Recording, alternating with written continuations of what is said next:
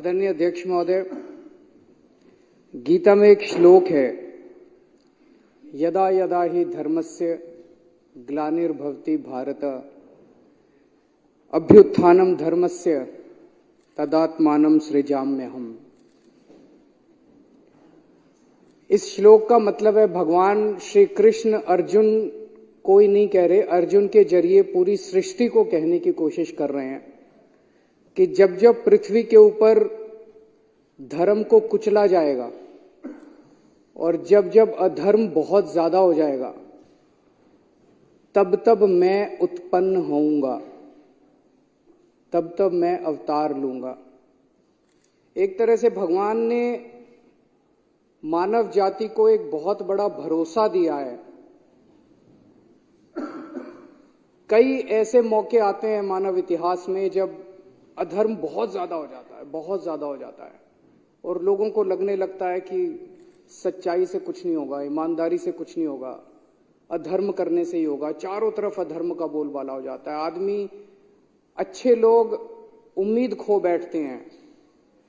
ऐसे मौकों के लिए भगवान ने इस मानव जाति को ये भरोसा दिया है कि अगर ऐसा मौका आएगा तब तब मैं मानव जाति के कल्याण के लिए और मानव जाति को उस परिस्थिति से निकालने के लिए मैं अवतार लूंगा या उत्पन्न होऊंगा।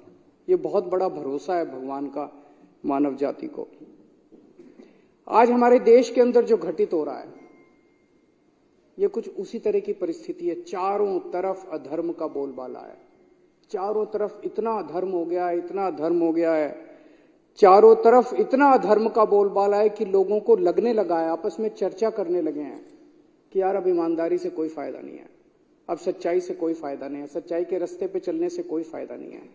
और लोग देख रहे हैं इतने बड़े बड़े षड्यंत्र चल रहे हैं, इतने बड़े बड़े कुकर्म चल रहे हैं, बड़े से बड़े स्तर के ऊपर चल रहे हैं। जो लोग कुकर्म कर रहे हैं, लोग देख रहे हैं उनकी तो तरक्की हो रही है। जो लोग अधर्म कर रहे हैं, लोग देख रहे हैं उनकी तो तरक्की हो रही है।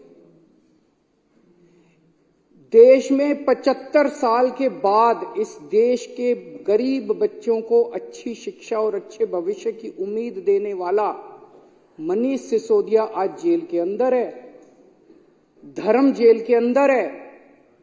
और हमारे देश की बेटियों को, मां बहनों को छेड़ने वाला ब्रजभूषण सिंह सत्ता भोग रहा है, सत्ता का सुख भोग रहा है।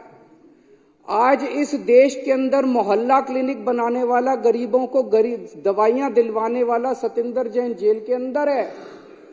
और चुन चुन के इस देश के सबसे बड़े कुकर्मी, सबसे भ्रष्टाचारी हेमंत बिश्व शर्मा, शुभेंदु अधिकारी, मुकुल रॉय, नारायण राणे, भावना गावली, अशोक चौहान, यशवंत यादव, यामिनी यादव, छगन भुजबल, अजीत पवार, प्रफुल्ल पटेल, गोपाल कांडा, पता नहीं इतनी लंबी लिस्ट है। चुन चुन के इस देश के सबसे कुकर्मी और सबसे भ्रष्ट लोगों को अपनी पार्टी में शामिल करा के वो सत्ता का सुख भोग रहे हैं।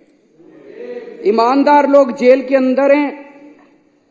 आज इतना ज्यादा अधर्म हो गया है, चारों तरफ इतना अधर्म का बोलबाला हो गया है, खुलेआम एमएलए को खरीदा जा रहा है। हमारे एमएलए को 25-25 करोड़ रुपए ऑफर किए गए। एमएलए को खरीद के खुलेआम सरकारें गिराई जा रही हैं। कर्नाटक में एमएलए खरीदे गए, गोवा में एमएलए खरीदे गए, महाराष्ट्र में एमएलए खरीदे गए, मध्य प्रदेश में एमएलए खरीदे गए, नॉर्थ ईस्ट के अंदर एमएलए खरीदे गए, उत्तराखंड में एमएलए, खुलेआम एमएलए खरीदे जा रहे हैं। करोड़ों करोड़ों रुपए के काले धन से एमएलए खरीदे जा रहे हैं, सरकारें खुलेआम गिराई जा रही हैं। लोगों का विश्वास खत्म होता जा रहा है धर्म से। चारों तरफ इतना धर्म का बोलबाला हो गया है। और ये जो चंडीगढ़ में हुआ, चंडीगढ़ के अंदर इनके अधिकारी ने वोट में गड़बड़ करके भारी बहुमत से जीतने वाले व्यक्ति को हरा दिया और हारने वाले व्यक्ति को जिता दिया। पाकिस्तान में भी तो यही हुआ। पाकिस्तान के अंदर भी तो रावलपिंडी के उस इलेक्शन कमिश्नर की आत्मा जाग गई जिसने आके कहा कि हमने भारी बहुमत से उन लोगों को हरा दिया जो भारी बहुमत से जीत रहे थे और उनको जिता दिया जो हार रहे थे। तो ये तो इन लोगों ने हमारे देश को पाकिस्तान बना दिया। 75 साल के अंदर जो इस देश ने अचीव किया था, हासिल किया था, कड़ी मेहनत से इस देश के 140 करोड़ लोगों ने मेहनत करके इस देश के अंदर हासिल किया था और एक झटके के अंदर इन लोगों ने सब कुछ खत्म कर दिया। आज चुनाव जीतने के लिए इनको जो मर्जी करना पड़े करेंगे, ईवीएम में धांधली करनी पड़े करेंगे, ईडी पीछे लगानी पड़े लगाएंगे, सरकारें गिराने के लिए जो मर्जी करना पड़े करेंगे। आज सारे विपक्ष के नेताओं को एक एक एक एक करके ये जेल में डालते जा रहे हैं। चुनाव तो लड़ने के लिए कोई बचेगा ही नहीं। आज इन्होंने अभी थोड़े दिन पहले कांग्रेस पार्टी का अकाउंट फ्रीज कर दिया। अब चारों तरफ चर्चा है अगला आम आदमी पार्टी का अकाउंट फ्रीज करने जा रहे हैं। खुलेआम कह रहे हैं हम तो 370 सीट लड़ रहे जीत रहे हैं। 370 कहने का मतलब यह है इस देश के 140 करोड़ लोगों की जरूरत नहीं है। वो कह रहे हैं तुम जाओ भाड़ में, 140 करोड़ लोग गए तेल लेने, हमें तुम्हारी जरूरत नहीं है और ना तुम्हारा वोट चाहिए, घर बैठना। 370 सीट हमारे पास मशीन है, मशीन से 370 सीटें आ रही हैं हमारी। जिस दिन इस देश के अंदर लोगों की जरूरत ना पड़े, जनतंत्र के अंदर वोटों की जरूरत ना पड़े, देश ही नहीं बचेगा। तो लोग देख रहे हैं इतने बड़े स्तर के ऊपर अधर्म ही अधर्म हो गया, इतने बड़े स्तर के ऊपर अधर्म ही अधर्म हो गया है। जो इस देश के अंदर विपक्ष की सरकारें काम करना चाहती हैं उनको काम नहीं करने देते। इससे बड़ा अधर्म क्या होगा कि गरीबों की दवाइयां रोक दी गई, अस्पतालों के अंदर गरीबों की दवाइयां रोक दी गई, गरीबों के टेस्ट रोक दिए गए, गरीबों को मरने के लिए सड़कों के ऊपर बेहाल छोड़ दिया गया। इससे बड़ा अधर्म क्या होगा कि मोहल्ला क्लिनिक के अंदर जहां गरीब जाके अपना इलाज कराता है वहां की बिजली रोक दी गई, वहां के डॉक्टरों की तनख्वाह रोक दी गई, वहां पे काम करने वाले नर्सों और कंपाउंडरों की तनख्वाह रोक दी गई, वहां के टेस्ट रोक दिए गए। इससे बड़ा हमारे हिंदू धर्म में कहा गया कि पानी पिलाने का धर्म होता है। इन लोगों ने तो दिल्ली का पानी भी रोक दिया, उसमें भी इन्होंने कसर नहीं छोड़ी। तो लोग देख रहे हैं जितनी सरकारें हैं पंजाब के अंदर, हम जितने काम करने की कोशिश करते हैं, पंजाब भगवान की दुआ से फुल स्टेट है, उतना ये नहीं कर पाते, वहां भी इन्होंने हस्तक्षेप करने में कोई कसर। जितनी ऑपोजिशन ही, तमिलनाडु के ले लो, वेस्ट बंगाल के ले लो, केरला की ले लो, कर्नाटक की ले लो, हर जगह ये लोग अपना टांग अड़ाते हैं, काम नहीं करने देते लोग। आज हमारे किसान दिल्ली आना चाह रहे हैं, बताओ क्या कसूर है जी? दिल्ली तो कोई भी आ सकता है, दिल्ली तो देश की राजधानी है, उनके पास कोई हथियार नहीं है, कुछ नहीं, आने दो दिल्ली में। हमने भी तो रामलीला मैदान में आंदोलन किया था, रामलीला मैदान दे दो, बैठ जाएंगे बेचारे। अपना अधिकार, अपनी आवाज उठाने का तो सबको अधिकार है आर्टिकल 19 के अंदर संविधान के। किसानों को नहीं आने देते, ना उनकी फसलों का दाम। वो क्या मांग रहे हैं? वो कह रहे हैं कि हम जो फसल पैदा करते हैं हमें अपनी फसलों का पूरा दाम मिलना चाहिए। बिल्कुल मिलना चाहिए, फसलों का दाम भी नहीं देंगे, प्रोटेस्ट भी नहीं करने देंगे। आज इस देश का युवा बेरोजगार है, उसको नौकरी देने के इनके पास कुछ नहीं है, दर दर की ठोकरें खा रहा है। व्यापारी बुरे हाल है, महिलाएं, उनका घर का खर्चा नहीं चल रहा, महंगाई इन लोगों ने इतनी ज्यादा कर दी। और एक गरीब दिल्ली के अंदर हम देख रहे हैं कि झुग्गियां एक के बाद एक झुग्गियां तोड़ी जा रही है। तो खुलेआम इतना अधर्म हो गया, खुलेआम इतना चारों तरफ इतना ज्यादा अधर्म हो गया कि अब भगवान ने तय किया कि मुझे अवतार लेना पड़ेगा। समय आ गया जब मुझे उत्पन्न होना पड़ेगा और पिछले मुझे हस्तक्षेप करना पड़ेगा। और पिछले कुछ दिनों की घटनाएं ये दिखाती हैं कि भगवान ने सीधे तौर पे हस्तक्षेप करने की और उत्पन्न होने का निर्णय ले लिया है।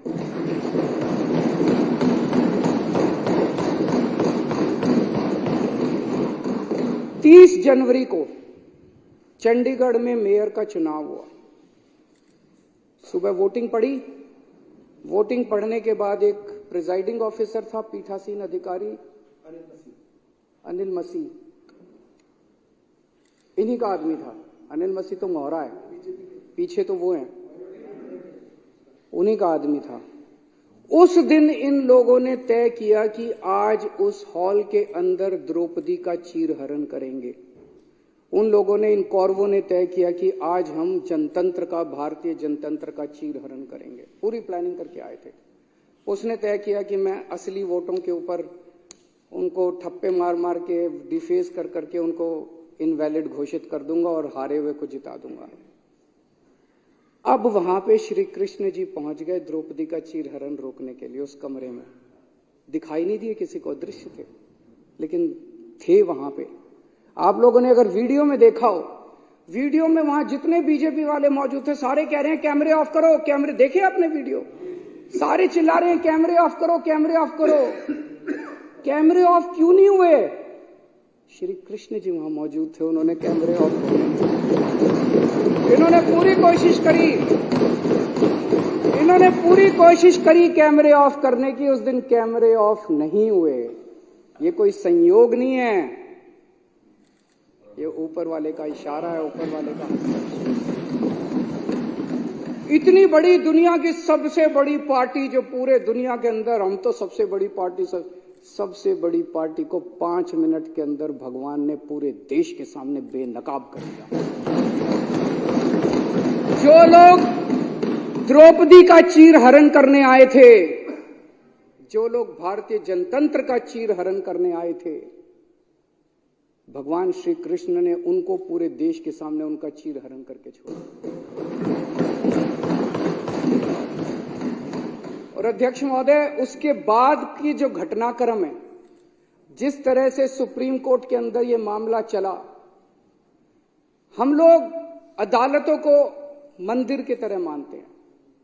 न्याय देना भगवान का काम है, न्याय भगवान देता है। इसलिए जज को भगवान का, जब जज अपनी कुर्सी पे बैठ के फैसले सुनाता है तो कहा जाता है कि एक तरह से भगवान फैसला सुना रहा है। लेकिन कल जो कुछ सुप्रीम कोर्ट के अंदर घटा, वो उससे कुछ ज्यादा ही बड़ा था। ऐसे लगा जैसे उस सुप्रीम कोर्ट के अंदर भी कहीं ना कहीं श्री कृष्ण मौजूद थे। ऐसे लगा जैसे वहां सुप्रीम कोर्ट के अंदर भी भगवान मौजूद थे। ऐसे लगा जैसे चीफ जस्टिस ऑफ इंडिया के अंदर भगवान बोल रहे थे। ऐसे लगा जैसे चीफ जस्टिस ऑफ इंडिया के जुबान के ऊपर भगवान बैठे हुए थे, भगवान उनके जरिए बोल रहे थे। तो ये जो कल पूरा घटनाक्रम हुआ, वो ये दिखाता है कि अब हम, सबसे पहले तो सुप्रीम कोर्ट का बहुत बहुत शुक्रिया, इस सदन के माध्यम से हम इस सदन के माध्यम से सुप्रीम कोर्ट का शुक्रिया अदा करना चाहते हैं, उस पूरी बेंच का शुक्रिया अदा करना चाहते हैं, खासकर चीफ जस्टिस ऑफ इंडिया का शुक्रिया अदा करना चाहते हैं, जिन्होंने इतने कठिन समय के अंदर हमारे देश को, जनतंत्र को बचाने का काम किया। आज पूरे देश के सामने भगवान ने बेनकाब करके एक साफ साफ मैसेज दे दिया। भगवान ने, बीजेपी चुनाव जीतती नहीं है, बीजेपी चुनाव चोरी करती है। पूरे देश के सामने सबने वीडियो देखा है, सबने किस तरह से सुप्रीम कोर्ट का आदेश सुना है, सबने पूरे पिछले 1 महीने के घटनाक्रम ने पूरे देश के सामने इस पार्टी का चीरहरण करके छोड़ दिया कि बीजेपी चुनाव जीतती नहीं है, बीजेपी चुनाव चोरी करती है। ये कोई संयोग नहीं है कि एक छोटा सा चुनाव, चंडीगढ़ के मेयर का चुनाव क्या होता है, कुछ भी नहीं होता। हमने तो ऐसे सोचा था उस दिन कि ऐसे ही हो जाएगा, हमें तो एक छोटे से चुनाव ने पूरे देश के अंदर सारे देश को हिला दिया। कुछ ना कुछ तो भगवान बताने की कोशिश कर रहे हैं, संदेश देने की कोशिश कर रहे हैं। तो भगवान का संदेश है,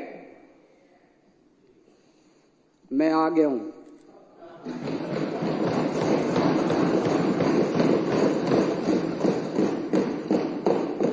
बीजेपी पाप कर रही है, बीजेपी अधर्म कर रही है, अब ये नहीं चलेगा।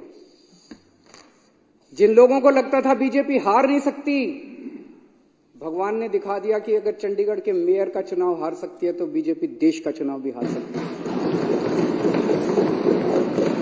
भगवान ने पूरे देश को एक कॉन्फिडेंस देने की कोशिश करी है कि हिम्मत मत हारो, खड़े हो, तुम लोग एक बहुत बड़े देश के निवासी हो। भारत के लोग एक बहुत बड़ी संस्कृति, हमारा कल्चर 3000 4000 साल पुराना है। डर के मत बैठो, खड़े हो, आप अपना कर्म करो, तुम लोग अपना कर्म करो। कई लोगों को इस देश के अंदर लगता है कि अब तो ईवीएम में गड़बड़ी हो गई, वोट डाल के क्या फायदा है। भगवान कह रहा है बिल्कुल नहीं, वोट डालने जाओ, ईवीएम को मैं संभाल लूंगा। सारे जने वोट डालने जाओ, कोई बिना वोट के मत रहना। वोट डालने जाओ, आवाज उठाओ, प्रदर्शन करो, इनके खिलाफ खड़े हो, भगवान तुम्हारे साथ है। जैसे भगवान ने इनको बेनकाब किया चंडीगढ़ के चुनाव में, भगवान आने वाले समय में भी इनको बेनकाब करेगा और सत्य का साथ देगा। हताश होकर मत बैठो। ये धर्म और अधर्म की लड़ाई है, ये पाप और पुण्य की लड़ाई है। अब आप लोगों को तय करना है कि आप धर्म के साथ हो कि आप अधर्म के साथ हो, आप पाप के साथ हो कि आप पुण्य के साथ हो। जब पांडवों को वनवास जाना पड़ा तो एक बार तो लगा कि अधर्म जीत गया। जब भगवान राम को वनवास जाना पड़ा एक बार तो लगा कि अधर्म जीत गया। जब दुर्योधन का राज्य आया, जब कंस का राज्य आया, जब रावण की अति हुई तो एक बार तो लगा कि अधर्म जीत गया। लेकिन अंत में तो धर्म जीता। आज भी जब चारों तरफ बीजेपी का अधर्म फैला हुआ है तो एक बार लगता है कि अधर्म जीत गया। ऐसे लगता है ना कई बार, ये तो हार ही नहीं रहे जी, ये तो आज एक बार लगता है धर्म जीत गया, लेकिन धर्म जीतेगा, अंत में धर्म जीतेगा। जो जो धर्म के साथ हैं, जो जो देशभक्त हैं, जो जो पुण्य के साथ हैं, जो जो लोग भगवान राम के भक्त हैं, जो जो शिव जी के भक्त हैं, जो जो हनुमान जी के भक्त हैं, जो जो श्री कृष्ण के भक्त हैं, वो देश के साथ हैं और बीजेपी के खिलाफ हैं। भारत माता की जय श्री राम, जय श्री राम।